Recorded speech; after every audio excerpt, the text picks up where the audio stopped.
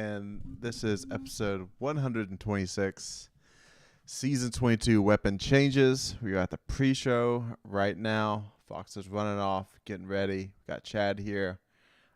Big week of just a lot of stuff happening every day. It seems like Bungie's putting something out. We'll touch on that. We did early in the week put out like an emergency podcast on Tuesday. That's when the game director Joe Blackburn put out a little 15-minute interview about how state of the game was not up to snuff and changes they're making moving forward. So it was a little different from us to put out something like that. Only 30 minutes long. We only talked probably for about 14 minutes out of the 30. So we got dev insights with the weapon tuning, which is a lot. There is a lot of range talk that I'm just going to do a quick summary on because we can boil it down and make that a lot easier than all the graphs they shown and numbers.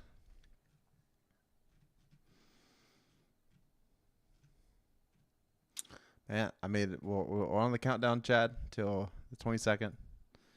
1, 2, 4. Wait, 1, 2, 3, 4, 5. Yeah, 5 board sleeps, and then the showcase. It's true. Very true. I'm not gonna be super animated. Yeah, I had a toothache kick in full force on Monday night or Tuesday night. Oh. And hit my dentist yesterday, and no pain meds. Mm-hmm. But antibiotics and some stuff, and it hurts like a bitch right now. So yeah. They for good reason. They probably don't just dish out pain meds probably as easy as they used to in the past. I mean, they could give me at least the good Tylenol, but yeah. no. Just some antibiotics, and like, all right, cool. Feel better. Mm-hmm. Yeah. It's.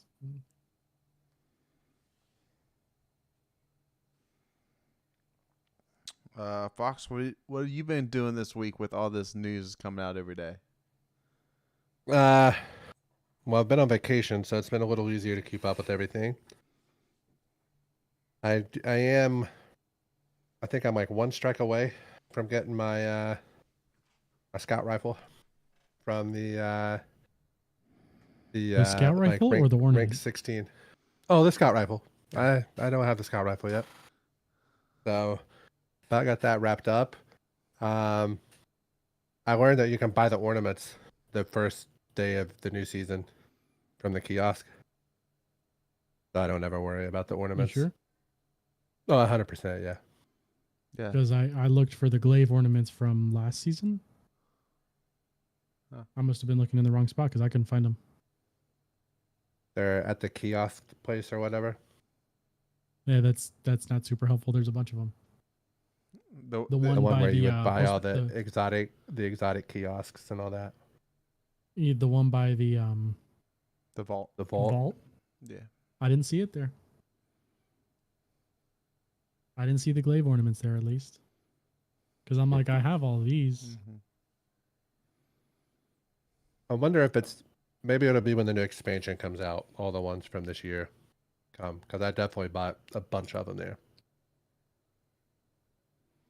That's surprising because I don't really use any of those weapons and didn't really care for most of the getting the ornaments. I just bought them because it was something I could buy.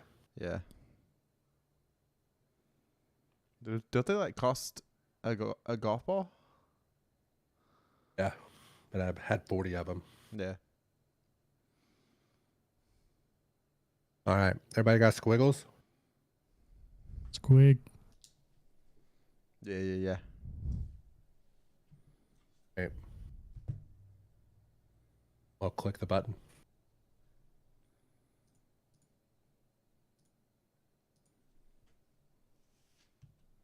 Eyes up, Guardians. We are live for episode 126 of the Conqueror's Corner podcast. Today is Thursday, August the 17th, and I, the Destiny bad boy, NotRyanFox, have returned with my fire team, who all of you CCBs know by now. Jared. Hey everyone, a lot of weapon talk this week. Exotic changes, range changes, and just a lot of stuff going on. And Bungie has been putting out the information. They kind of held it all toward the end of the season. And the chronicler himself, Chadocero. We definitely got a lot to talk about. That isn't the TWID, so excited to get into it. And remember, if you're watching us on YouTube, that you can take us on the road via Spotify, iTunes, and other podcast services. Make sure you subscribe, unsubscribe, resubscribe, click the bell, turn on notifications, yada, yada, yada. Follow us on Twitter at DestinyCCPod. Send us Bungie friend request and friend request on Discord as well. That way we can play games together. As we kind of said, we got a few different communications. We had TWIDs and like an exotic tuning and a weapons breakdown and of course a video to discuss. So it's going to be pretty action packed. But before we get into that, let's listen to the intro music brought to you from Link, who you can find on Twitter at LinkOfTimeG. All right. As 127. What's up, Wesley? See you in chat.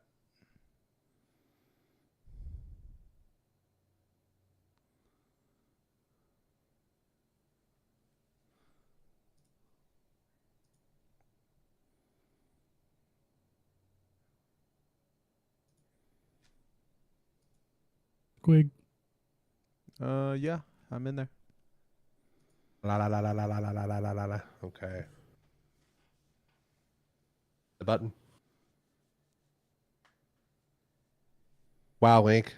Awesome job. Jared? All right, so if you missed it on Tuesday, me and Fox was around and they would have put out a Mercy podcast with Joe Blackburn.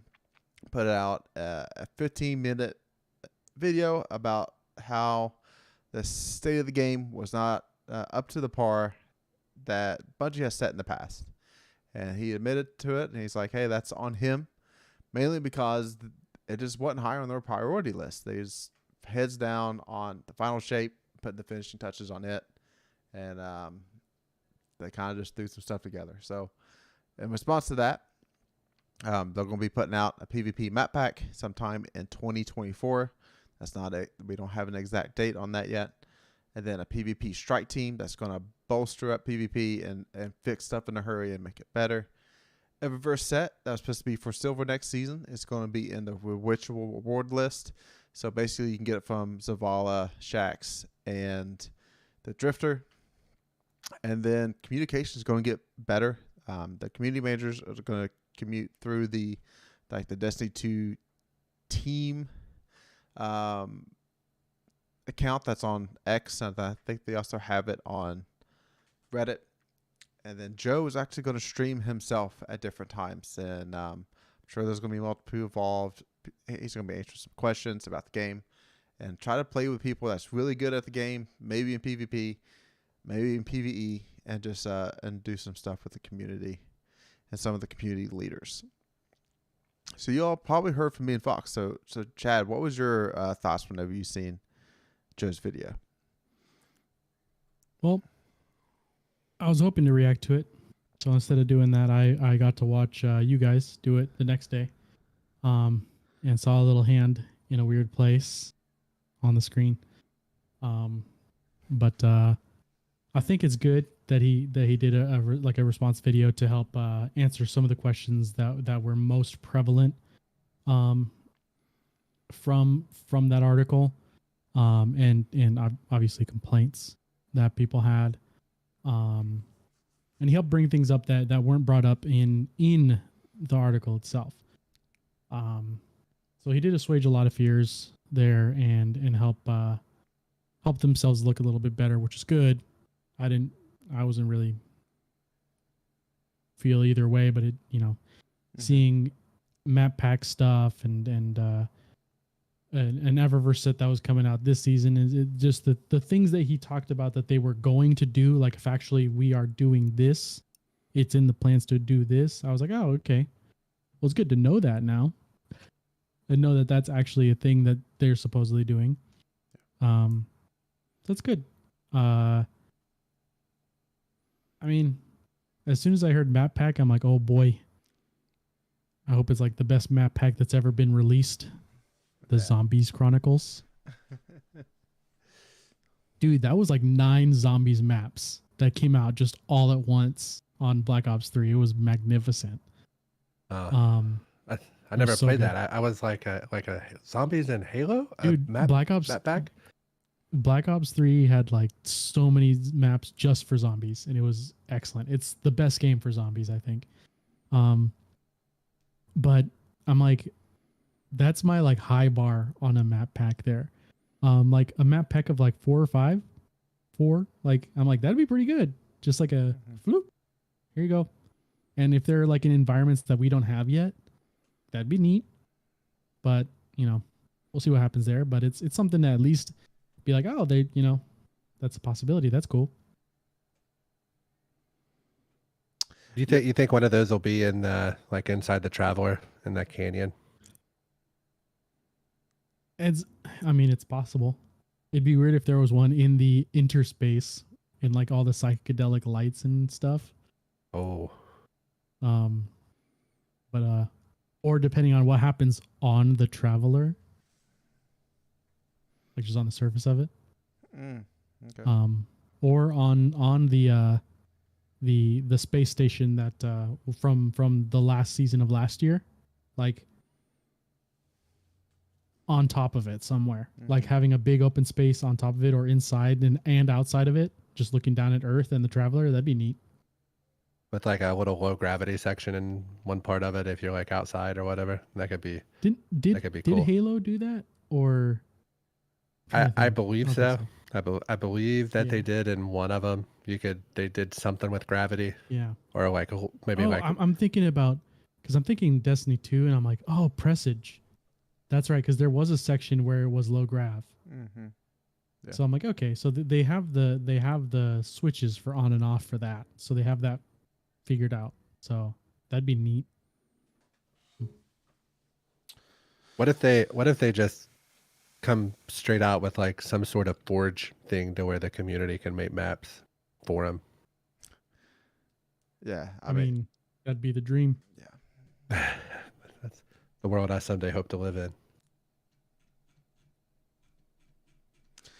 All right. So check out our other video with us reacting to Joe for mine and Fox's main thoughts there. But we got a lot of weapon stuff to talk about. So we're going ahead and move on to the weapon balance preview for season 22. And it starts off with a lot of graph talk and about Bungie observing weapons in high skill lobbies versus low skill lobbies. And that mainly shows the difference between hand cannon usage and auto rifle usage depending on lobbies. So low skill lobbies, auto rifle usage goes up and it gets more kills. And then when you get high skill lobbies, auto rifles go down and hand cannons come back up and get more kills. There's still some outlier weapons out there that's getting some tuning, like the Immortal Adept is still just way out there. So like the best players have Adept Immortals because they got flawless, and then therefore those weapons are also automatically better by like 2 to 5%. So that's why that's out there. But these SMG changes that's coming up here with untethering damage fall off from Zoom, it's going to change some of these outliers. So if you like graphs, and you're like, oh, what weapon did I use? And how is it ranking up compared to high skill and low skill? Like, go in there and see, but it's a good way to look at and see where you're at in the spectrum. Now, in general, you always wanted more zoom on every weapon you had, and the reason for that is because whenever you bumped up the zoom, it scaled your damage fall off distance, your aim assist fall off distance, increased your accuracy, and it reduced recoil. So that's why Adept rangefinder pallet drone is like the best 140. And then you get into a lot of these SMGs. These SMGs, you're like, all right, rangefinder can roll in this SMG. What am I pairing with it? So that's going to change a bit. So the scales damage fall off distance for range with rangefinder will be no more. There'll be a standard range fall off distance based on the range stat. The higher zoom with rangefinder will still have those other three benefits of the additional aim assist fall off and the increased accuracy and reduced recoil. So talked about hand cannons already, so we'll stick with that for right now. Standard hand cannon zoom is 1.4. With rangefinder, it goes up to 1.54. Going into next season and beyond, hand cannons across the board will have a 1.5 zoom. So if you want to get your hand cannon up to the highest range possible, it's literally just invest in the range stat. It's no longer I need rangefinder and the range stat. And then SMGs was that same 1.4 on average. It's also continuing to have that 1.4 moving forward. It will not be bumped up any farther with rangefinder. So then like the lowest range for a hand cannon is going to dip down to 24 meters. The highest range is going to be 37.5, and you're going to find that on like an aggressive frame hand cannon. SMGs, they're going to be at low end at 14, and the high end just getting past 23 meters. So every weapon is going to basically have a set range it's going to engage in moving forward. Is there any of those subfamilies that we want to talk about there? Like those are the two main weapons that people talk about with range.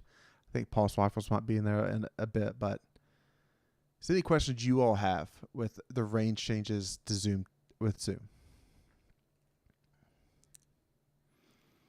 Not so much. I just know like whenever I was real into PvP and was grinding like PvP rolls out, you know, it was just at that point it was like shotgun hand cannon or sniper hand cannon. Mm-hmm. And so like those were the ones that I cared the most about because that was good at the time. So at that point, like you mentioned, it was range and rangefinder. That was like what you were all worried about, so you could get the drop off pushed out further. So I think all of that is people that have been invested into the game. Like I feel like most of that stuff that they already know. As far as like how it's going to feel, I don't think that I'll notice. Honestly, I don't think it'll be something because I don't play enough Crucible to be able to tell. So, yeah, basically, it will not matter to me at all. If you're using one of those weapons that's the outlier, like the very tippy top of the class, so an Adept Immortal, it will be brought in some here. The last thing I guess I want to touch on is like Bunches gave us the exact scenario with stats and showed how the difference of damage fall off is going to be. So an adaptive hand cannon with a range stat of 70. When ADS, that is 31 meters to drop off. And it had rangefinder, it would bump it up to 34 meters. And now, regardless, the rangefinder doesn't play into the equation here. It's going to be a drop off at 33.5 meters. So basically, it's going to be where it's at, just a touch short with rangefinder on most of these weapons.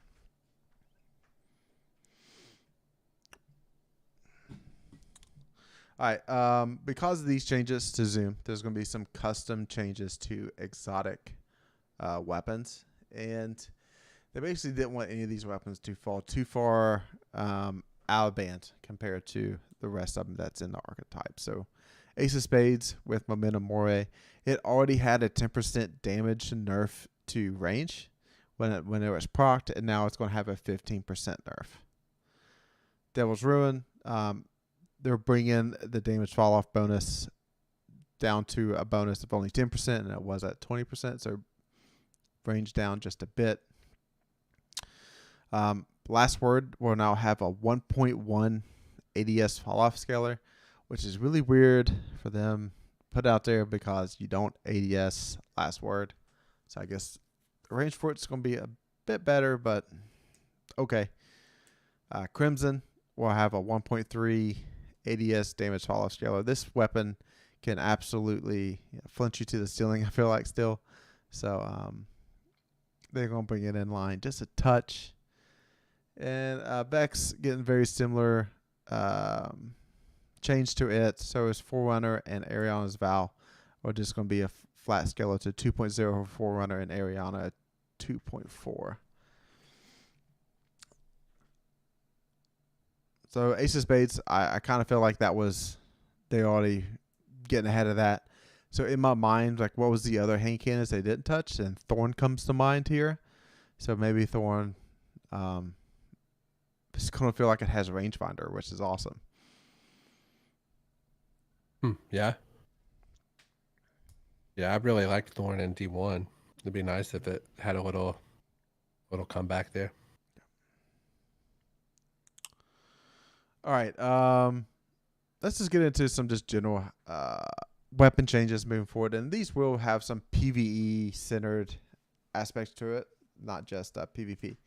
So hand cannons, this is like the third go around with them going to buff hand cannons in some way in PvE. And I think this one should finally do it. So they increase the reload speed from at the 0 stat by 15%. PvE damage, minor combatants, red bars, they increase damage by 20%. And against major combatants, which that's the orange bars, they increase damage by 75%. That's going to be juicy. If anybody that held on to like some fake fingers of the past, that thing is going to be hitting pretty hard next season with that extra kinetic boost also at the same time. And then we're getting a heavy burst hand cannon next season with Warden Law changing over to that. That's one sunset weapon I've always held on to in the vault. So we'll see how that plays out. If any of y'all are bow users, what's that? The isn't the sunset version static, so you can pull it at any time? There's a version of it that is static. Yeah. Yeah. Yeah, maybe that's. I doubt that's going to be updated, but you can just automatically pull that. But that'd be nice. All right, bows. The reload animation was like locked, so you couldn't do it faster than a half a second, and now you can do it up short as a 0.3 seconds. So those some of them bow loader scalers will work with them now. And then they increase the projectile velocity. Sometimes it didn't work as hit scan like they intended. The only time I ever really used bows was it overload bows. Yeah. Yeah, that was about it really. I feel like bows. I know bows were anti-barrier at one point, but I don't remember them ever be unstoppable. I could be wrong, but I think they might have been unstoppable at one point. Yeah, I don't think so. I think we've gotten anti-barrier and overload on them. Yeah, a couple times. Can't remember unstoppable. What's your favorite bow? Right now is Witchender. Leviathans. It's my chunky boy. Yeah. What's God, I hate myself. What's the arc one that's exotic that like changed the Trinity Ghoul? Trinity's Ghoul. Yeah, it's like I know it's not TQ's because that's the solar one. Yeah. But yeah, Trinity's Ghoul is probably one I had a lot with. But then I don't know. I always thought it was frustrating, like trying to run strikes as somebody else is running it, because like they're just slaying everything else out, so you can't get your bounties done. Yep, it's when you just go to a lost sector. That's why you get pulled to the boss.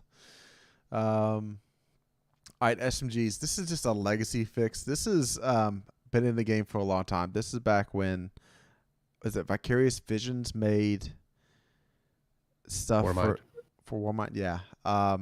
That's when they introduced the aggressive SMG, and they put the RPM stat at 750. However, it only ever shot at 720 RPM. So they just corrected the screen to actually say it shoots at 720 and not 750. Evan asked what it's been doing all along. Glad they really. I wonder how many man hours it took to change that. Or person hours, I guess. But I do remember that the now retired Massive Breakdown podcast talked about that like 2 years ago. So All right, sidearms. Sidearms is going to be probably getting an uptick in usage now. So the aggressive burst sidearms have been a little bit too easy time to kill wise. So they're reducing the base damage from 32 to 30. People Pulse, like Jared no. slaying out with him. I could tell you last time I used a sidearm. It's probably Forerunner the last time I used one. Pulse rifles. BXR. Its zoom is now going back to 20. It was reduced back whenever it was coupled together, so now back to its intended scope in size. But that gun's not really meant to be played with a like ADSing there, right? Yes, but almost like a finisher ADS thing, you know. It kind of walks two lines of life. Okay. I mean, I put freehand grip on mine if I'm using it in PvP because I think I have arrowhead break, so I don't need counterbalance. But yeah, right. All right, fusion rifles. So all the time, whenever you got like charge time masterwork on fusion rifles, and Chad, I don't know how many times you've been through this, it negatively affects the fusion rifle. It actually ends up putting out less damage. So that's no longer going to be the case. So if you get charge time masterwork, it'll actually just get a better charge time and not decrease the damage of the bolts. Yep. So, Chad, do you know, does any of them come to mind that you might have had a 3 or 4 out of 5 God roll? Oh, and now. Yep. Mm-hmm. I think I had a Glaciocasm that was perfect, and then I saw the charge time masterwork that was like at a highish number already. And I was like, well, this is garbage. So I scrapped it. Oh no. No regrets. Yeah. I'm happy with my choice, what I did there. It would throw off my mojo being 0.05 seconds faster charge time. Yeah. But yeah, no, I've scrapped literally every single fusion I've ever gotten that had a charge time masterwork on it because of this exact thing. All right, next up is heavy frame, wave frame grenade launchers. Like these, but they put one out in the game, right? You get it on the Enuma. So I'm guessing we probably get another one next season. But the size and damage of self that you can do yourself AoE is going to be reduced, and it should make it much safer to fire a projectile closer to your feet. So I don't like using. Man, I cannot remember the name of that grenade launcher. I'll look it up. Keep going. Yeah. So using your heavy as an ag clear is it's not done a lot, right? So in scenarios that you do use your heavy as ag clear is kind of pairing it with div. So I guess if you know that your enemies are going to be on the ground, it's not bad, but machine guns are just in a good place right now where it's kind of tough to switch off those for general ag clear. So maybe these could see another buff or two, and they can get some play. Chad, do you see all these changes to these swords that's coming this way? I did. And the what were you gonna say? I mean, do you understand them? And please take them away because I don't want to talk about them. Sure. So the first thing you talk about is sword guard. Energy now recharges after a short delay when used, but recharges much faster.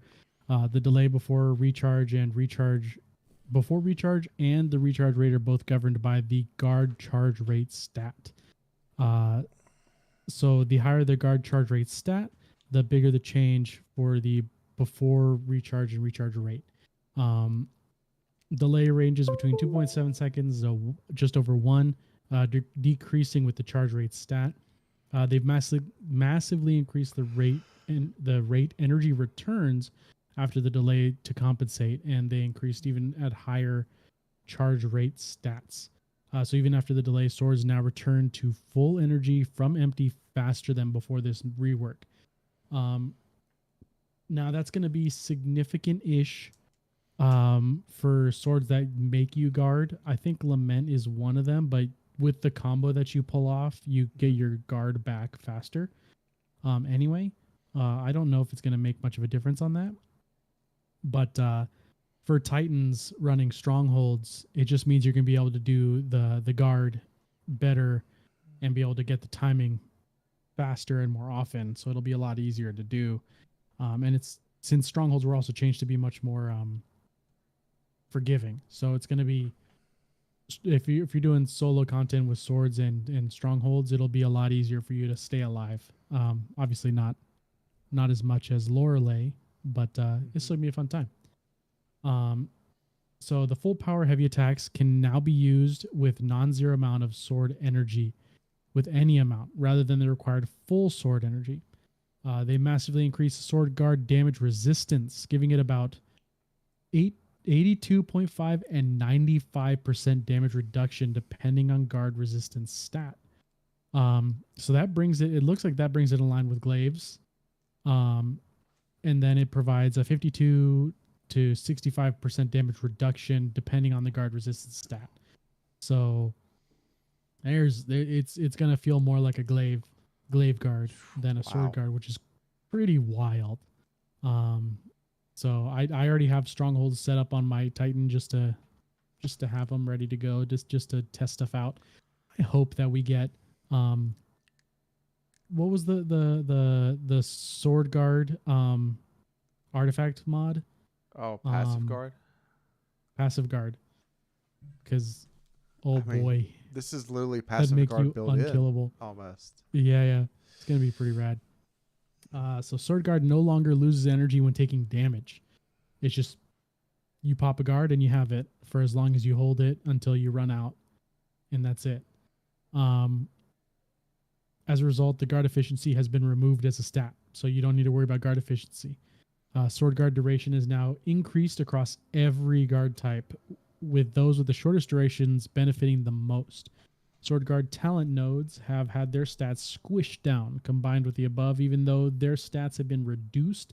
Their damage reduction, charge rates, and guard durations are now increased across the board. This allows origin traits and other sword perks more room to increase these stats and allow performance beyond their previous maximum. Sword guard talent nodes now visually affect the charge rate bar on the inspection screen when you hover over or select them, similar to other stat affecting nodes. Sword movement speed while blocking has increased from a 0.75 multiplier to a 0.85 times multiplier, and the lament has been special cased, so its charge time and delay are unaffected, but it still benefits from the increased guard damage reduction and duration. So that means that if you go up onto an enemy and pull up the guard to activate the combo, even if you get hit by something super hard, you're not going to take that much damage anymore. Even though you had the sword guard up, you still didn't take much, and then the lament activates healing anyway. You're just going to be an absolute freight train with lament because it's guard. The guard defense essentially has been increased along with all the other swords, so it's going to be pretty rad. So anytime somebody's struggling to stay alive in any like the first encounter of Rune of Nightmares, right? So like somebody has to guard a totem, right, and make call outs. So if they have like a caster frame sword, like if they're struggling, they just throw that sword on, block when they're getting hit so they can do a read, and then start to go into town with the sword and staying alive. And then maybe have a glaive switch too if they need even more shield. About Vow of the Disciple? Yeah, Vow of the Disciple, sorry. Okay. Yeah. I was really confused. I was like, dude, I haven't ran that raid in a minute. Yes. Read it. Yeah. Yeah. So it looks like survivability of that's going to be a lot higher. And then Stronghold grants you restoration, right? Yes, I believe so. I'd have to reread it again. I just put it on my Titan like the last time I was on. I'm like, I'm going to want this. You can chain restoration with a solo sword too. That's insane. Wow. It's going to be pretty. And Lament's a solar sword. Mm-hmm. So that gives itself healing too. So it's gonna be. Yeah. I think that's why I put strongholds on my character, is so I could try lament out in the new dungeon, just because kills heal. So Yeah. Yeah, it says rapidly damaging targets after blocking shots with a sword grants restoration for a duration determined by the number of shots blocked. Sheesh. Yeah. Yep. Wow. I'll do it. Double special lament. Just lament only the whole time. Yeah. All right, we're gonna move on to exotic weapon changes, and most of these are buffs for the most part. Monte Carlo. Everybody's asked for a very long time since Glaze has been introduced to use it to go punch something. You got it. There's a video linked inside there. You get a kill with Monte Carlo. You got a melee kill, and then they go in one shot. An orange bar in the duality dungeon. It looks like people slowed it down. They did like over 100k damage with that one like special melee hit with Monte Carlo. Interesting moving forward if that melee damage pairs with anything else at all. You know, you got Liar's Handshake, you got Synthoceps. So I don't know. Does Warlock have something to buff melee damage, Fox? Is it Karnstein Armlets? Doesn't it do something with melee damage? They heal you if you get a melee kill or something like that. But yeah, Warlocks have something to deal with melee too. So I'm sure there's going to be quite a few builds out there involving this Monte Carlo. So get your playlist strikes out there or your Crucible games. I'm sure it's going to be dropping from them early in the season. Quicksilver Storm. Been very popular this season, especially with a lot of Titan builds. And they fixed the issue where the ammo was loading in the Quicksilver slightly too late than the reload animation. I couldn't tell you how many times I've done that with this gun. Also with Salo's Bane from King's Fall. That just the timing wasn't working out right. So that should be less of that happening. DMT, Dead Man's Tell. They fixed the impact stat only. It's just a cosmetic. So, like, all guns have an impact stat on them that's read. And this is not the only time that Bungie has fixed one of those. But only it means nothing. It's just a display stat. It don't actually factor into the weapon. Two-Tail Fox. Now is going to fire the third shot with the catalyst. And instead of just firing the 2 rockets. Verglass Curve whispers fissure detonations now generate hull barrage stacks if the crystal was created by the weapon. Shiver Quiver now activates when slowing enemies, and they increase the slow stacks from 40 to 60 when hitting players directly with the Hail Barrage stack arrows. This allows for a freeze if 2 Hail Barrage arrows hit the same player. I haven't seen a lot of this bow used. I never finished the catalyst either for it. It's a stasis bow that creates ice walls. I'm sure there's going to be uses for it moving forward. La Monarch here, another bow they're hitting pretty hard because of PvP. So they reduce the draw time from 684 to 612, and they reduced the body shot damage from 100 to 85, increased the hit multiplier from 1.5 to 1.6. So the crit damage against the player will be going down from 150 to 136 because they reduced the base damage. And then they changed the poison damage over time effect, with it now only lasting 1.75 seconds, down from 3, and they moved 8 damage ticks to 6, but the poison deals the same total damage to the player, and poison damage is increased in PvE by 50%.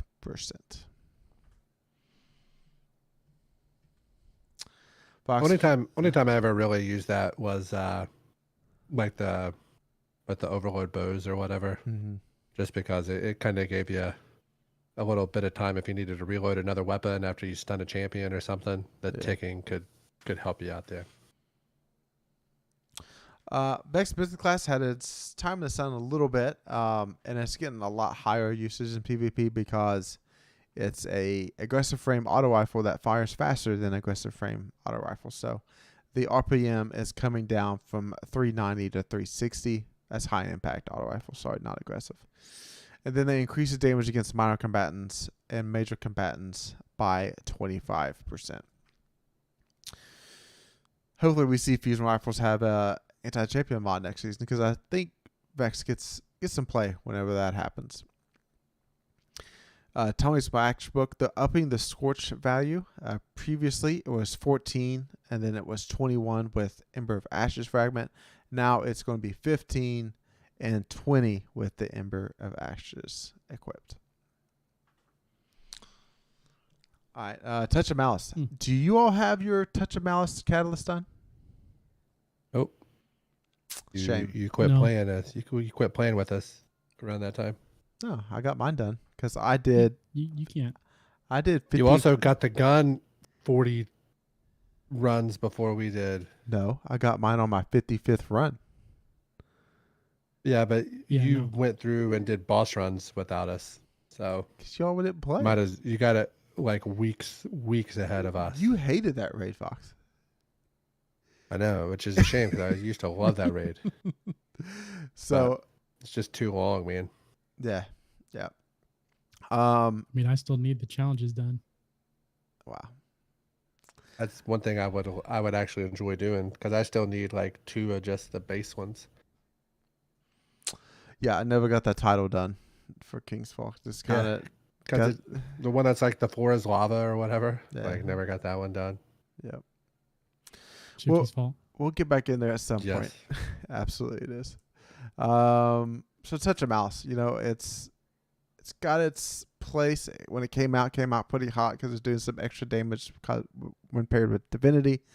But this changes here might make some new use for Touch of Malice.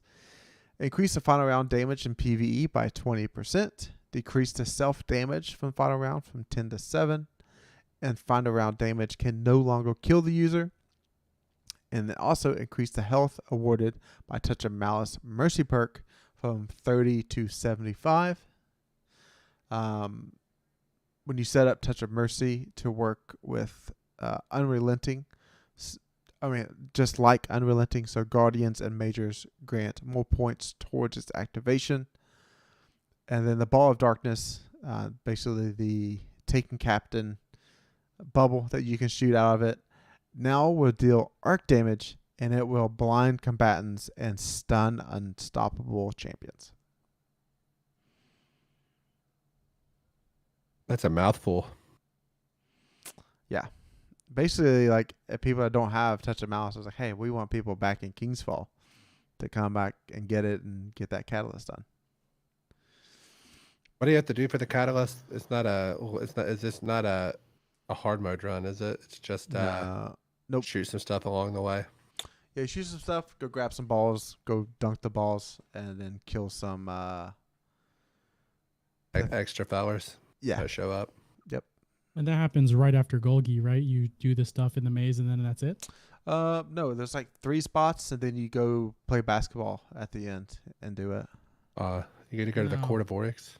Yep. Sheesh. Yep. Which court?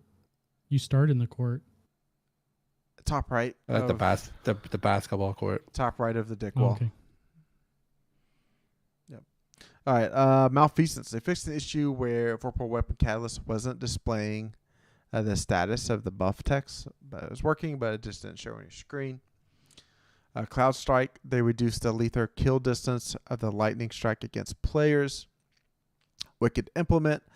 The timing window for creeping attrition has been increased from 3.5 seconds to 4.5 seconds. And then you can also activate Thithling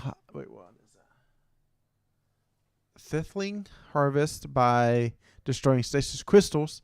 Okay. So throw a grenade down maybe and break them. All right. The Wicked Implement Exotic Catalyst now also includes Headstone perk.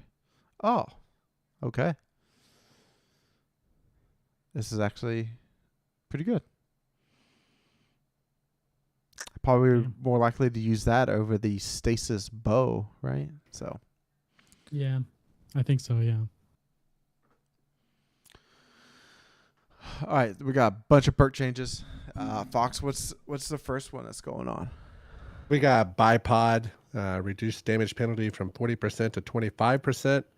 I wish it was like 12.5%. Yeah. I got like two.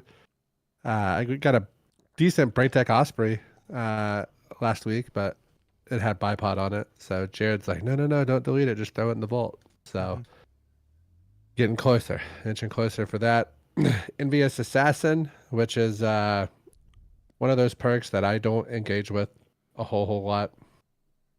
I have weapons that have it. I understand that whenever I do what's required to trigger it, it's pretty good. But it's just one that I don't know. It's hard for me to get over the something that makes me reload quicker or reload less and a damage perk. Like those are kind of my jams.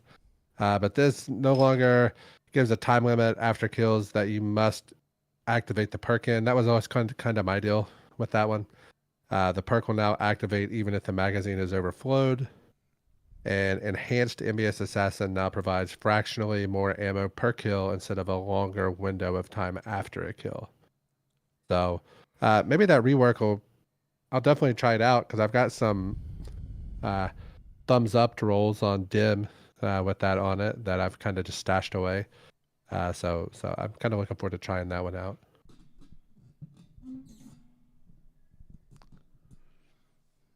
Under Over was the next perk. Sorry, I lost my spot there. It now provides bonus body shot damage against players with woven mail. Increase the bonus damage against combatant shields. And deals significantly increased damage to enemies who are enhanced by Dark Cabal over shields in addition to enemies shielded by Lucent Moths. So the woven mail, are there just people just running around with like woven mail all the time in Crucible? Pretty well. Hunters can do it really easy with the helmet.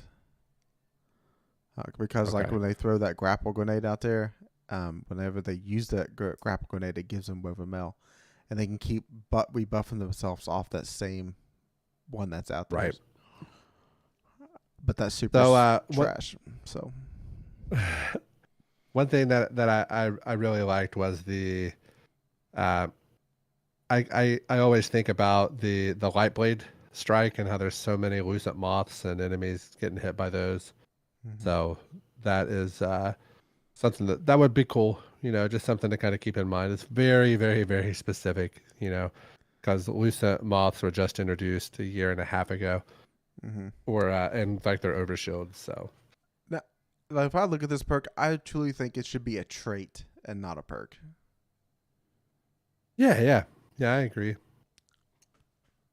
It'd be cool if it was like an optional trait on the Throne World weapons or something like that, Yeah.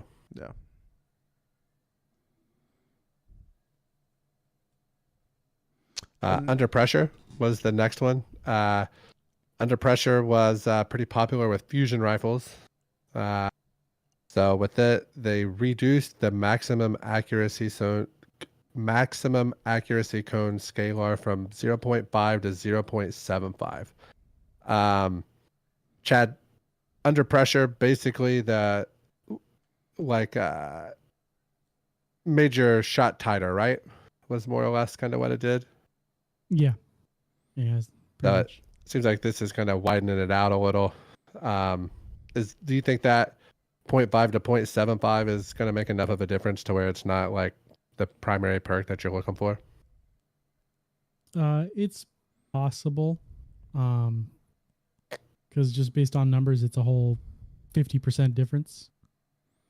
Right. So it's big enough that it'll make a difference, but we'll just have to see and play it out. Yeah, because it was like Under Pressure and like high impact reserves was always a pretty solid PvP role, right? I always knew if I got that, I needed to like take a look at the rest of it, just to kind of check it out. So,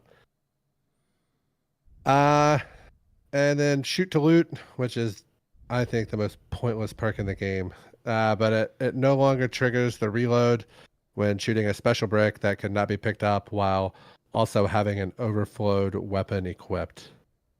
So I didn't even know it did that, honestly, because if I see that perk on a gun, it is insta shard for me.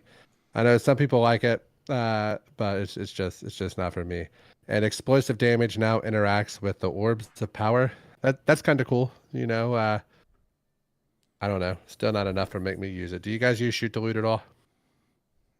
Always keep one gun with it, but that's it. I might have a gun that has it, but no is the answer. Valiant Charge perk now deactivates after the initial sword swing. I don't even know if I have a sword that has this perk on it. It's the stasis sword from like deep dives and all that stuff. So, it's easily to go craft it but this is a nerf to the weapon, so I don't think it's beating out like Whirlwind Blade or anything like that. Okay. Ambush no longer deactivates from healing, fall damage, or being shot by allies. Sounds like that might have been a little cheesy there from the looks of it. Explosive Light fixed a bug where the enhanced version was granting 2 stacks on the initial orb pickup. This is one I actually did notice on the Regnet, because I do like that grenade launcher pretty well. And Chill Clip reduced the slow stacks from 60 to 40, and Wolfpack rounds no longer trigger the perk. So that hurts the old Chill Clip grenade, or rocket launcher rather. Yeah. So, but between that and the old two-tailed, you know, they really hurt a lot of the rockets I used last season. Yeah, so you don't get shadow damage off until 3 rockets. So that's tough. So if somebody's putting a stasis and throws a maybe a dustfield grenade on the boss. A chill clip rocket isn't the worst thing, but it's probably going to not do as much damage as explosive light rocket launcher. So, all right, crafting. Man, crafting. They introduced it was that like a year and a half ago now. So much hype. Witch Queen, yep. And it was like, man, how do I level up a weapon? Can I turn in bounties with it equipped? No. Oh, I should complete activities with it? Yes, but if you're close to getting the 100% of that level, you won't get the extra XP for completing that activity. So if activity gives you 17%, you're sitting at 93. You're only getting that 7% of the 17. You're not getting that additional 10. So that never felt right, but Bungie's fixing that. So that's one of the things we're fixing with crafting going into next season. So whenever you finish a Crucible match, Trials, Dares, Wellspring, Gambits, or a solo Lost Sector that's Platinum, you'll be getting even more progression towards that weapon. And whenever you meet that threshold for that level, the additional XP will be carrying over to that next level. So let's just say it's 25%. That's awesome. If you're like playing Team Scorched, get 4 games in, that weapon is going up a whole level. So good change there. Also, they are adding the ability to straight purchase up levels on the weapon with silver. Oh, just kidding. Not with silver. With Glimmer and with Glimmer and enhancement cores. Could you imagine? Oh, I would love to see it. I don't think even Bungie has the balls to say that right now. Oh man. So Glimmer and enhancement cores, there'll be an additional mod slot on the weapon that you can go in there and purchase it. So as you level the weapon up, it will cost more Glimmer and more enhancement cores as you climb those ranks. I think that's the most of it, right? With crafting the individual weapons. No, hold on. Yeah, I don't know if we were gonna. I just want to make sure we didn't skip over the Neomuna weapon pattern changes. So basically, the big gripe is they're too hard to grind. There's no consistent way to get them. The best way to do it is to do the like the gold bounties, the ones with the star, like the VIPs ones or whatever. Mm-hmm. So now more or less there's going to be like weekly, if you get the weekly pinnacle story mission score challenge gives you one that the first time each week that's guaranteed with deep sight, and any vendor engram upgrade will increase the drop chance as well. So I was pretty happy because, dude, for seasons I have been going into the throne world because is it the pointed inquiry, the void like scout? Yeah, I have 2 out of 3, and I cannot get it. I cannot get a third one to drop like with the red border. And what's frustrating is there's one in Finch's like level up track, but I'm already like well over rank 30 or whatever. But there's just one in there that like I didn't get because it wasn't a red border back whenever we were doing it. So yeah. I'm pretty excited for this to be able to pick that last one up that I need.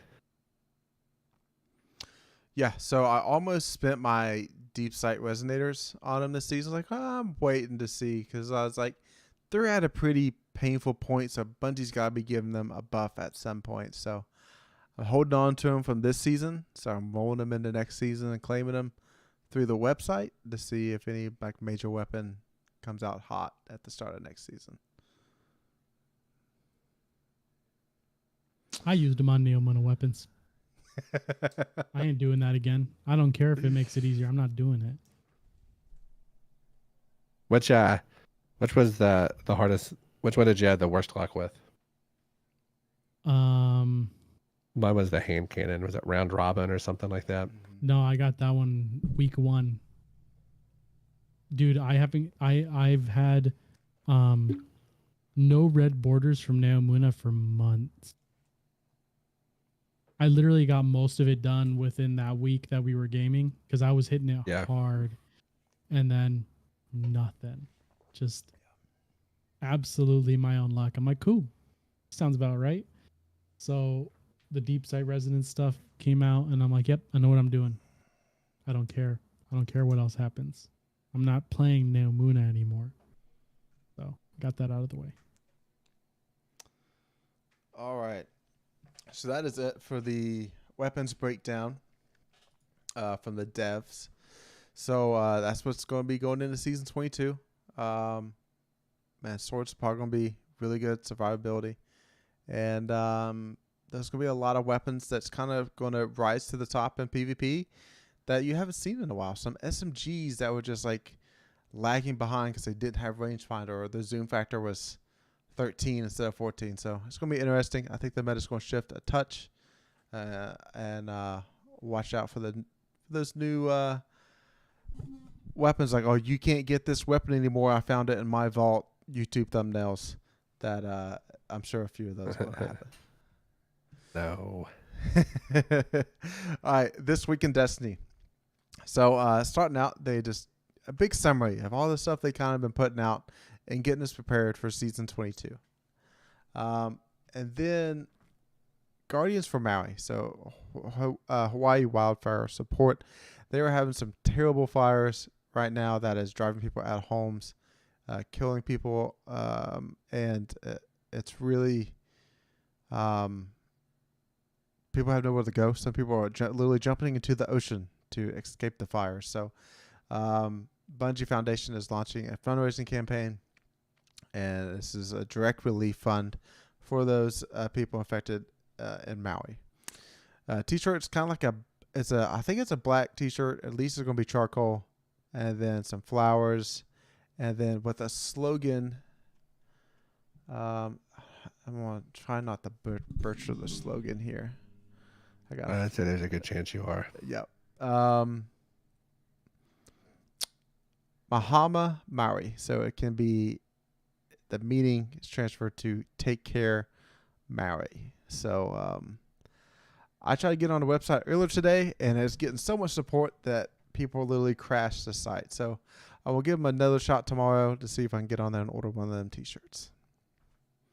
If you order a T-shirt, you also get an emblem code that goes along with it that you can show off in game. Every time I hear Maui, I think of Moana. Like, I have a 6-year-old daughter, so that's the first. I was really hoping I would flip over and it would just be like him or something on there, but that would be a cool collab. Absolutely. That's a rock, right? Yeah. Yeah. So next up in the TWID is a 15-second teaser trailer. Chad, did you watch this a few times? Did you try to figure out what was going on? It's the one with the hunter and the ship. Yeah. They are attempting to enter the traveler's triangle. And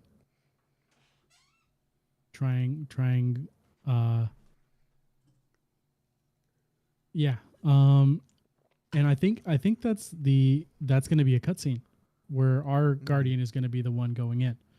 Okay. I don't think that's next season. Because they talked about it and the August 22nd at the same time.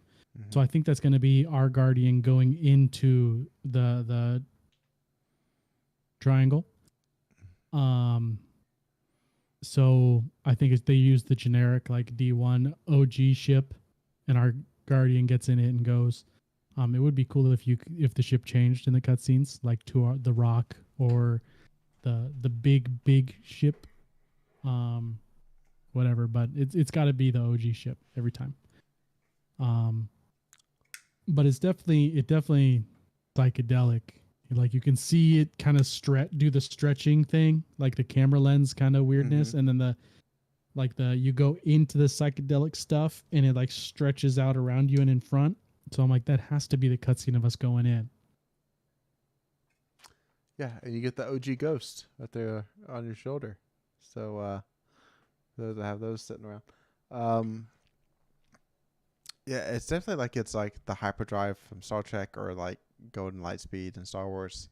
That came to mind when going in. So naturally the hunter leading the way. You gotta send the hunters in if you want to go get something done, right? Because that Titan really screwed up. He's laying in layers. He's scalped potatoes. What's his name? Jackson or something like that. I read the lore on that fella. You can tell how much of it I retained. Yeah, but the Titan didn't fare too well. Did not.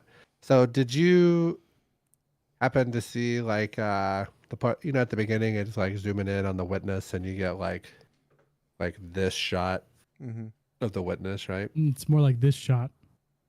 Yeah, he's got a hell of a brow. But did you guys see where everybody was breaking down the reflection in the eyes of what the witness was looking at? No, I haven't. I was waiting to see if there was one. There is one, so I won't say it's anything. But you can check that out at bedtime tonight. All right. So the showcase is happening on the 22nd, starting 9 a.m. Pacific, and if you're in stream with your linked Bungie account on Twitch, you'll be getting a emblem drop. So it kind of shows the Illuminati pyramid. I'm sorry, the Traveler pyramid with the witness. The Traveler's Triangle. Yeah. You gotta have a nice break in between, right before you say triangle. Yeah. Yeah. You'll get one of those, so you can join the cult in game with another free emblem that Bungie's giving out. Bungie also put out a YouTube video of all the epic moments of the Light and Darkness saga, and people getting really excited with some of the moments that happened in game. So, watching that video, I was like, man, people get way more excited than I do whenever I see those things. And I don't know if there's just something wrong with me or the this the way I am, but I just never thought that or act like that, whatever it was. I don't guess I saw the White Darkness moment. I didn't even see that video, unfortunately.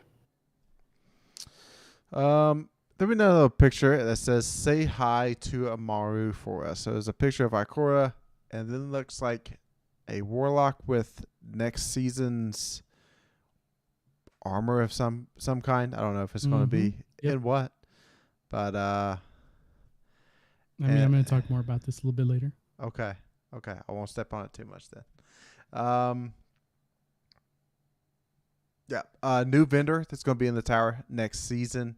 And this vendor is going to have Twitch drops, bundle rewards, digital deluxe, and collector's edition loot that you have. Some secret stash items and pre-order bonuses. It's going to be called deliveries. So, special deliveries. It's going to be in between Rahul and the gunsmith.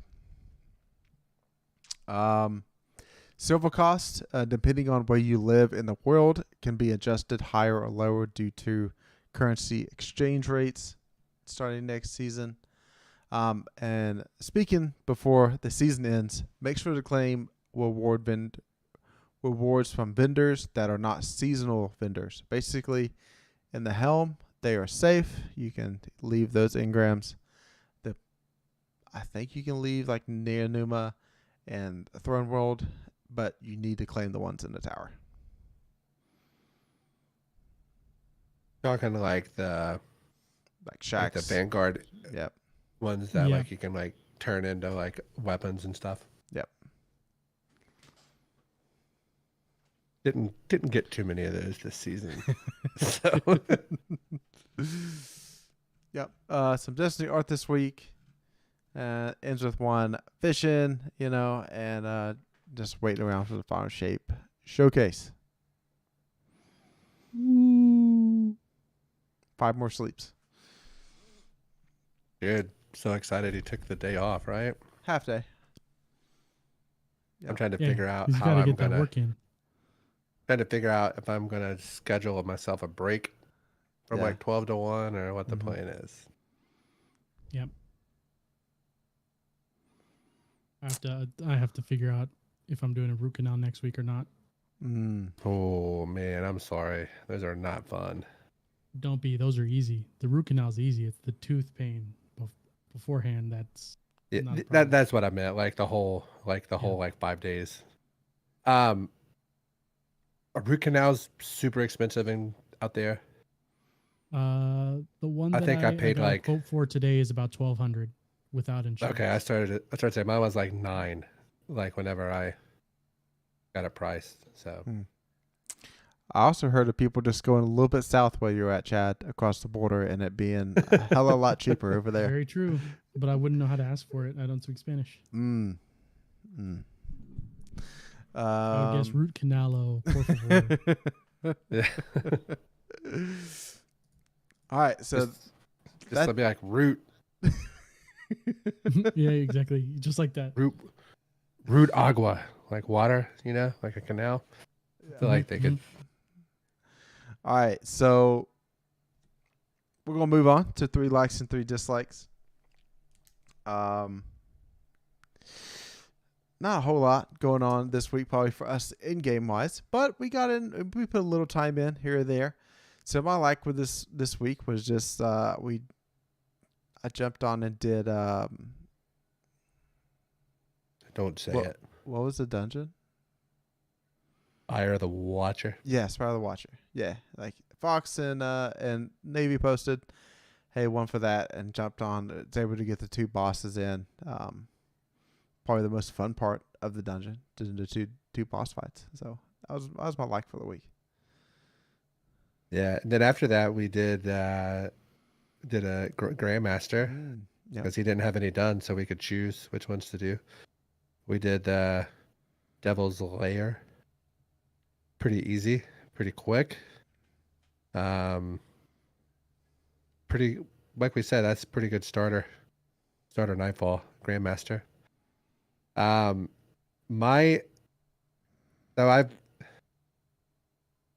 been juggling a little bit of Destiny with a whole lot of Final Fantasy IV this past week. And So Catan Universe.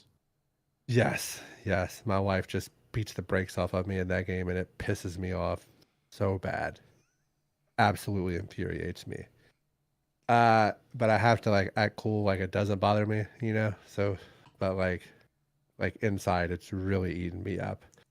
But with that, some of like the Final Fantasy grind, it's like reignited this like weird grind to where like I'm tracking like efficiency on like how long it takes me to do a Grandmaster versus strikes and the point difference, and I'm like, man, I feel like I'm back in the harder core Destiny days as opposed to where I've been at here lately. Because now like the only time you really have to be hardcore is like the 2 weeks after the expansion drops, just to get to the raid, and then after that you can kind of play pretty chill the rest of the time. So that would be my like, is just I've actually enjoyed doing some strikes. Oh yeah, I'll let you go before I say my dislike. Oh, good. So my like is being excited for a weekly reset again. This last couple weeks have been pretty chill for me, and I've been like forgetting that Tuesdays were special in any kind of way. So being like, oh man, I'm actually looking forward to Tuesday now. Besides obviously the reset and the new season, but also the Vidoc that they're doing, the Showcase. whole Lifeball, the showcase that they're doing. There's just a lot to be happy to do and watch. And so I'm like, cool. I'm excited to see if there's more to that cutscene that we get, but you know, we'll see what happens. Now my dislike, before Ryan just rips us all apart here, is the boys doing an emergency stream without me. It's upsetting. I don't like watching it, and I'm thoroughly disappointed. I will be honest.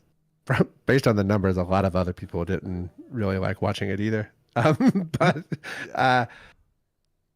you said you weren't going to be home till midnight our time. Like, It's true. I wasn't. that's late. It's really late. I know. Like, I would have persevered because I'm on vacation, but I couldn't do it the next night because my wife wanted to go to Kings Island the next day. So I didn't know if I would be on at all. I'm not trying to say I feel you I should feel wait. like I feel like you're not mad, but you're disappointed. That's how I feel right now. I mean, that's what I said. I don't know.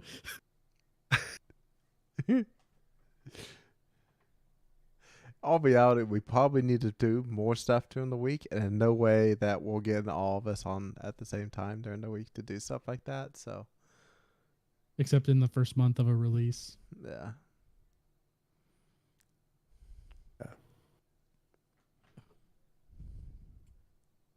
Jared, do you want Ryan to go last on the dislike, or Okay, yeah, I'll go ahead and do mine. Mine is that I need to solo the dungeon this weekend.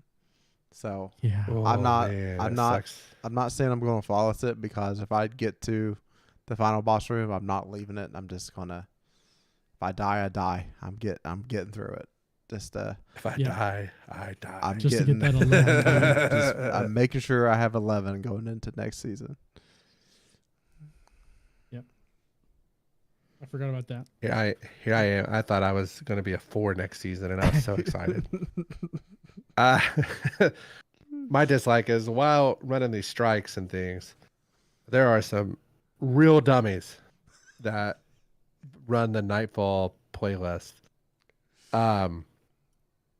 I mean, you would think that since I'm the only one that apparently is capable of running a champion mod whatsoever, that the others will be set up to just like slay out or just deal massive damage, right? Since they're not paying attention to, there's basically like 3 roles in like Nightfalls. one person droll, or you can play like heavy into one.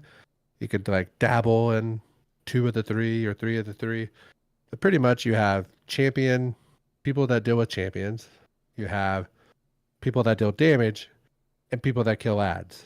And really good players do 2 to 2.5 of the 3 at the same time. What I'm finding, and because I don't want to like solo these because I would just drive my car off a bridge. But while playing this, like I'm like, I'll just do the champion stuff.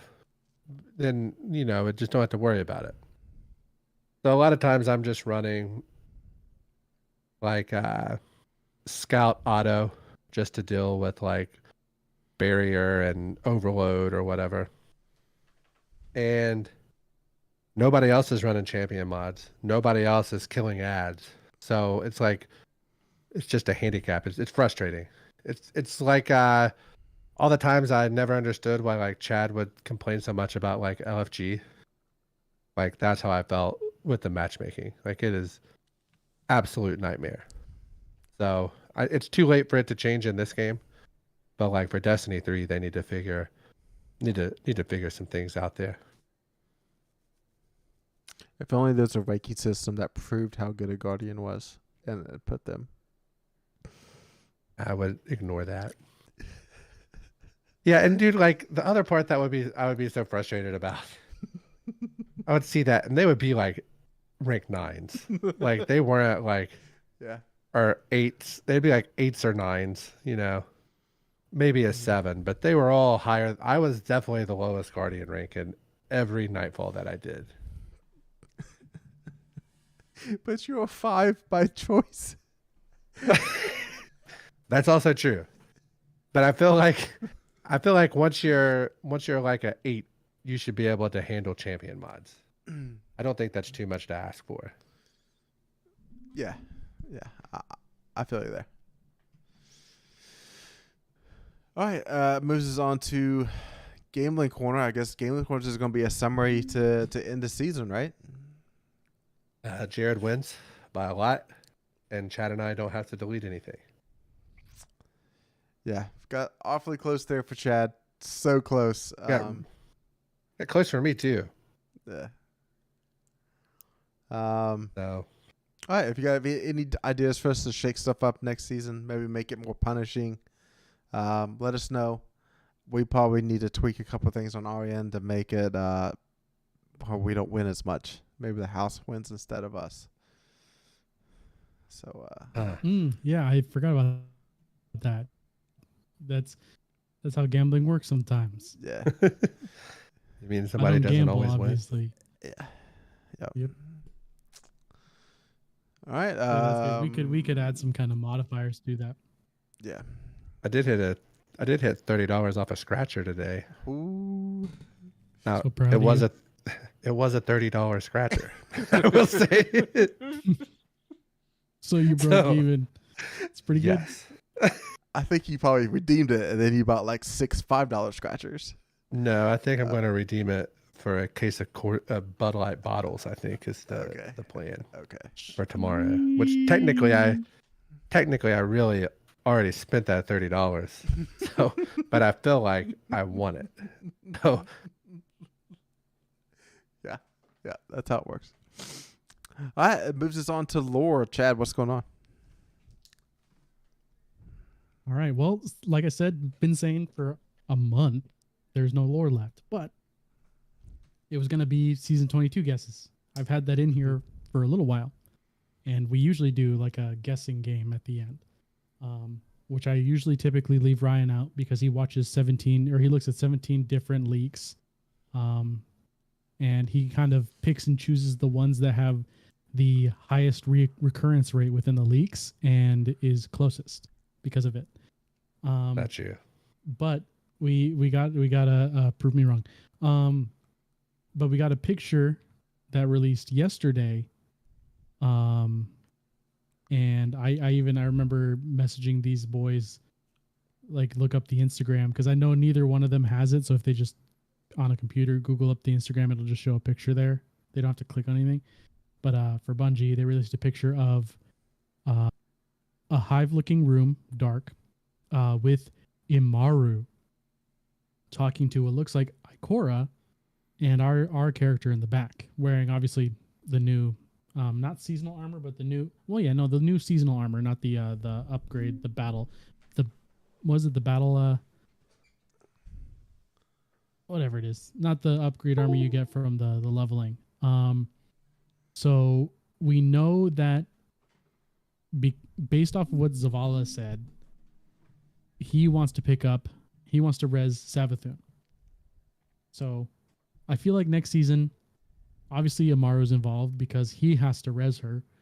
But is it going to be one of those things where he picks her up immediately and they disappear and we have to chase her? Or are we going to have to spend all season proving that we're not going to murder him, and then she gets picked up in the finale, the seasonal finale, she gets rezzed? Those are the options. And then who's the villain for the season? Is it going to be Zivu Arath still? Or is it going to be a new darkness buddy? Sure. I mean, Zivu is the most likely candidate, seeing as she's been involved in pretty much everything, and she's the one that's going after Savathun the most, besides us. But I think that we're gonna pick up Savathun in the finale, and then we're gonna spend season 23 working with her and a bunch of other people to figure out a way inside of the Traveler's Triangle. Mm-hmm. So I think next season we're going to be doing a bunch of stupid things for Imaru. And then at the end, he's going to be like, you know what?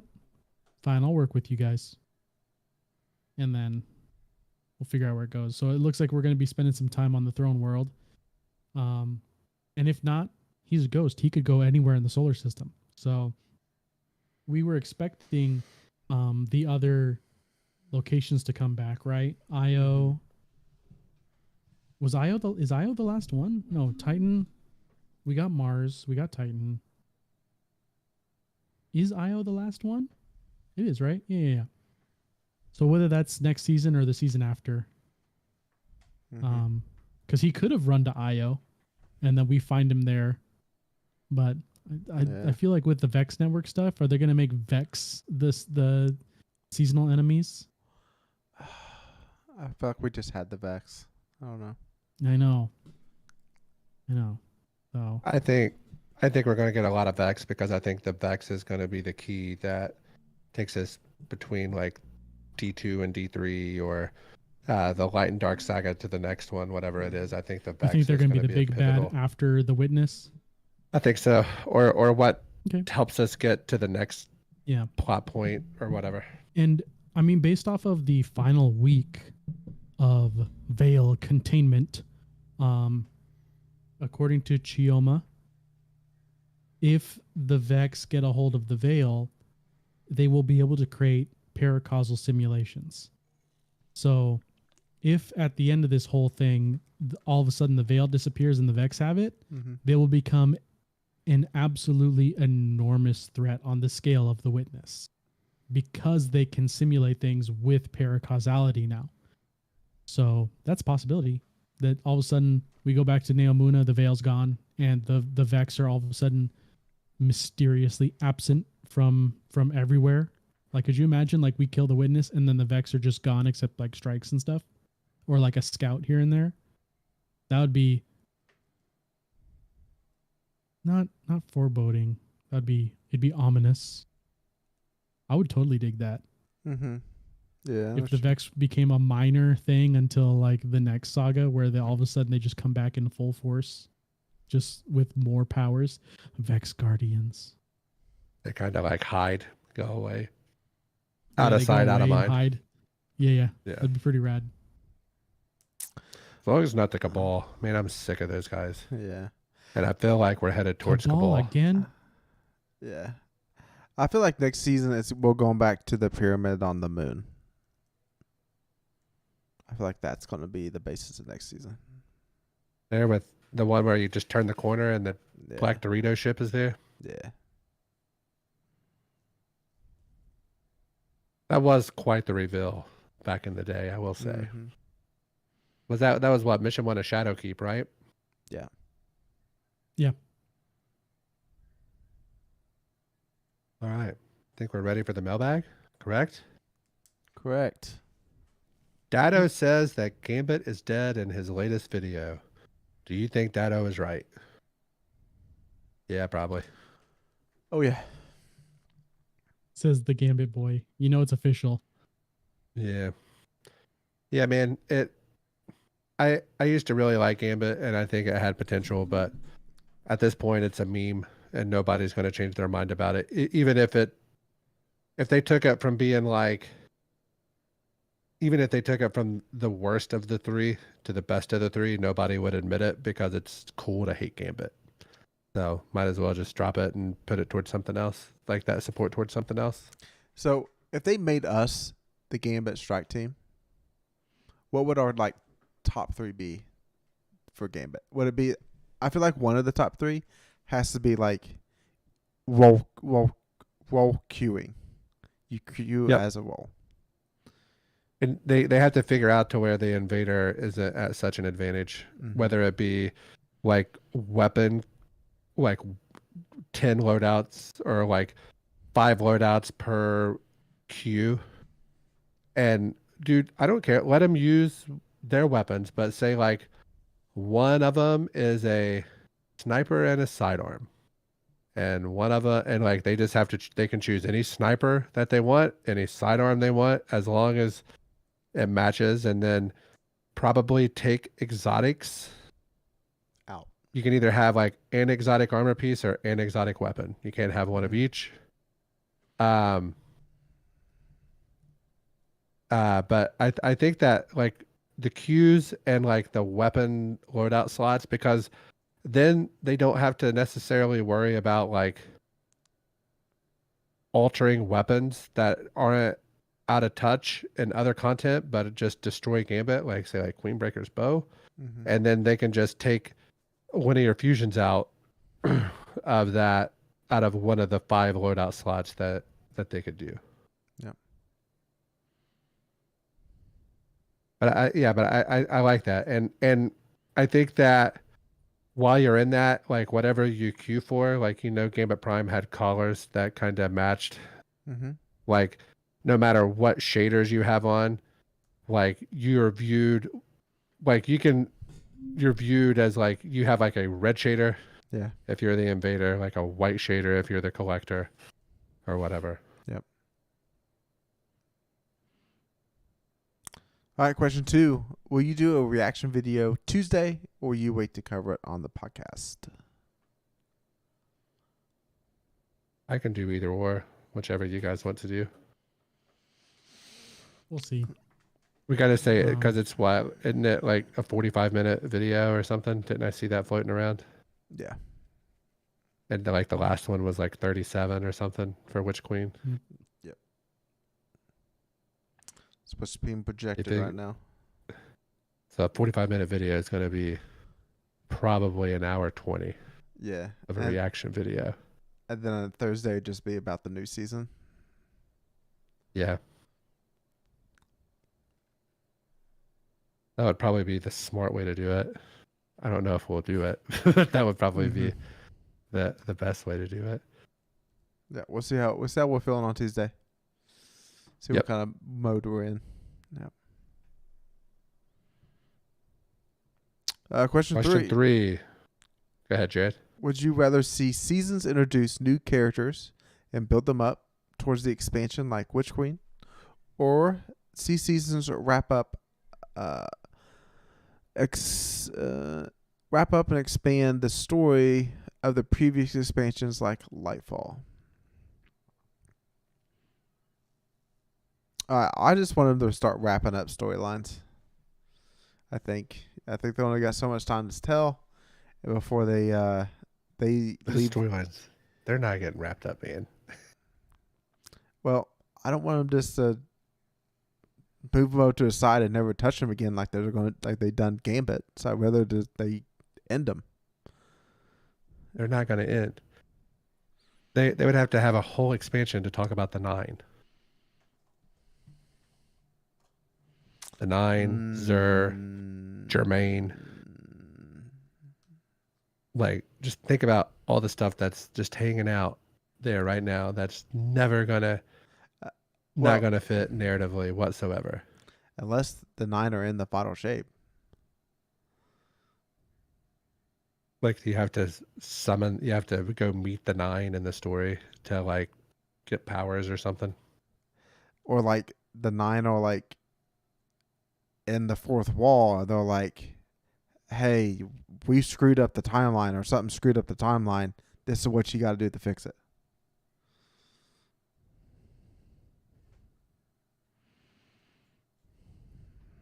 Chad, are we ever going to see the 9 again? Meh. That might be Destiny 3. They're yeah, I feel like they'll come into play more after the witness thing. I hope so. Like, I always thought the 9 was cool. Like, what are they? Why are they here? Why are they sending Zer to help us? Like, what's their purpose? Like, they kind of seem like a cult or like a religious type thing that's in the game, and it's just like, to me, it seems that's like one of the cooler things I'd like to see. But no, we gotta find another one of the fucking Crota siblings, Crota aunts and uncles, and everything. 9, what used to be 9 humans that lost their corporeal body or physical body and became paracausal themselves, and that's as far as we get into it. Yeah, that's cool. Like, I think that'd be super cool. You could get $30 out of me for a mini expansion about the 9. Yeah, I feel like the 9 is like the Watcher from Marvel. I'm not familiar with the Watcher. Oh, well, you need to watch the What If series then. See, that's the whole, like, I'm just now getting into like Guardians of the Galaxy with my son. Like, he's like super into Rocket and Groot right now, which has been really fun. Because now anytime I just always say, just look at him like I am Groot, and he just looks at me and just thinks it's hilarious. So I'm the funniest person that's ever lived to my son, which I enjoy quite a bit. Yeah. Question 4. Now that the season is basically over, how would you rate it? I don't know, like D. You've been slowly going down this entire time. We haven't really been playing even. Like, I thought fishing sucked. I thought salvage sucked. I thought deep dives were okay. I like the thought of deep dives more than I like playing deep dives. The loot is fine. You get enough of it. And we got both a dungeon, which I'm not a big fan of, and an exotic mission. So, like, just the fact of like pure amount of content is pretty good. I just unfortunately didn't really like any of the content that came out this season. Yeah, you're pretty close. I'm flirting between a D+ and a C- because how terribly executed that those words, and mainly deep dives, how terrible deep dives have been, because depending on when you was going there during the season, there was 3 different types of deep dives people were going after. The exotic mission, tier 7, or like just trying to get a loot clear in, so it's awesome that the exotic mission was made inside of a deep dive, but you got to have an avenue for people to get into where they actually want to intend in a deep dive. What they want to attempt to do. It should have been a selector after the first week. So on like the next reset, because you know how you can select from like hero to legend or regular to master raids. It should have been regular and then exotic mission. Then it's like, okay, well, now we know what we're in for. It probably wouldn't start you at the exotic mission anyway, just to burn some of your ammo before you get to the first area. But yeah, no, it's I like that it's a thing they added to the game with the roguelite elements, because I like that stuff. But the implementation of it was horrendous, because some of those runs can get absolutely horrifically long, in my opinion. But I'm hovering right on C minus. Nothing higher than that right there. Yeah. How am I the highest rated person that's played the least? Maybe it's because I played less than you guys. Maybe I found the sweet spot of. Mm-hmm. The trick is just to get to season pass 130 and not all the way to 200. You're good to go. Yeah.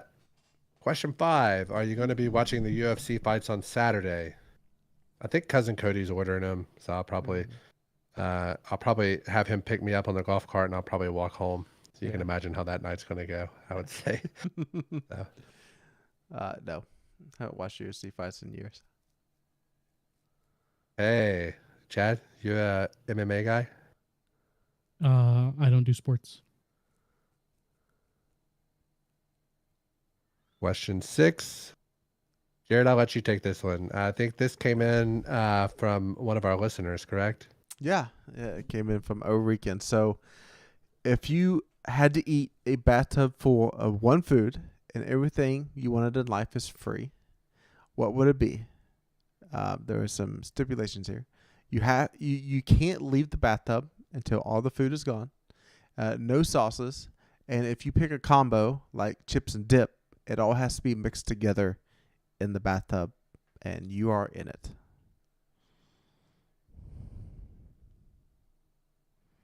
All right. Oh, that's not fair. What?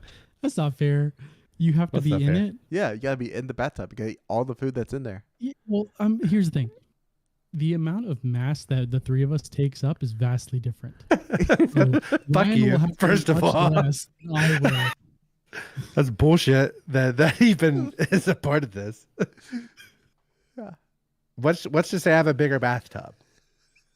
That was going to be my point. Is like, okay, it has to be proportionately like the same. Yeah, like I'm like a California king and you're like a twin. It's like if you got into my bathtub, you'd be sitting upright, and like it would just be like, this bathtub's tiny, itty bitty dog. I can lie down one in of it, those. but not anybody taller than 5'9". I gotta save water out there. Yeah. Here, dude, I let the shower warm up while I'm pooping before I even get in. There's like 30 minutes of heat up time before I even get in the shower. So. Okay. You have your answer? I know the answer to this because we talked about it before. Because I read it before this came up. Mm-hmm. So I don't want to go first. I will tell you what my first thought was, and then I realized how bad of a thought it was. My first thought was like, man, I can really eat a lot of cereal. But then I thought that's gonna be a lot of milk in that bathtub. So I decided against cereal. I've seen dudes in bathtubs full of cereal. It's a lot of milk. Let's lots of pause. videos. Let's There's pause lots this of and videos. I will let's send you back one this right now. up. I will send you one right now. They're always funny. All right. What's your thought, Chad? What can you eat the most of that would be good in a bathtub?